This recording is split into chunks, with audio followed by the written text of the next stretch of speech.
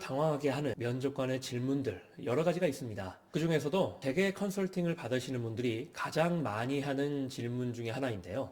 바로 마지막으로 할 말 있냐?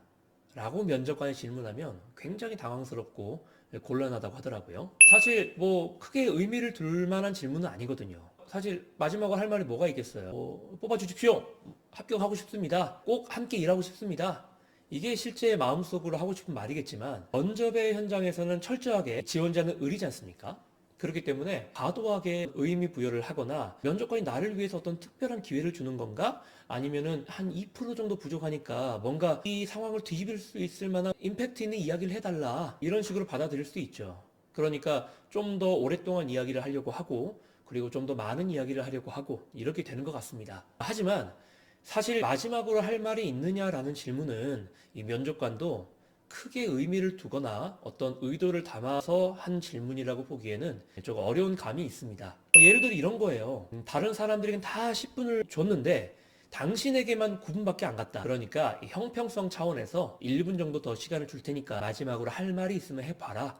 뭐 이 정도가 되겠죠. 면접관이 어떤 사람을 채용하거나 채용하지 않거나 이렇게 판단을 내리는 데 있어서 특정 한 질문이나 한 답안을 가지고 그걸 결정하지는 않습니다. 복합적인 사항을 보고 결정을 하는 거거든요.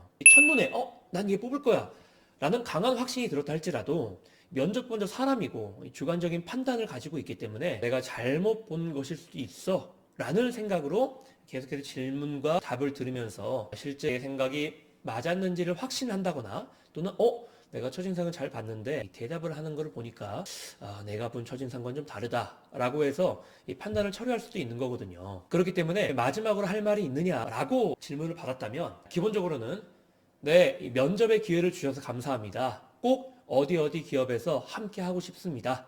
이 정도로 끝내는 게 가장 좋습니다. 물론 내가 진짜 하고 싶은 말이 있었는데 이거를 마지막 스토리로 계속 아껴두고 있다가 면접관이 더 이상 질문을 안 해버린다. 그래서 꼭 이 이야기를 하고 싶다. 그렇다면 간단하게 요약을 해서 대답을 해도 되겠죠. 하지만 그렇다고 해서 이 마지막으로 할 말 때문에 갑자기 면접의 당락이 뒤집힌다거나 그리고 당신을 뽑지 않으려고 했는데 갑자기 그 마지막 할 말을 들으니까 당신을 뽑지 않고는 못 빼기겠다.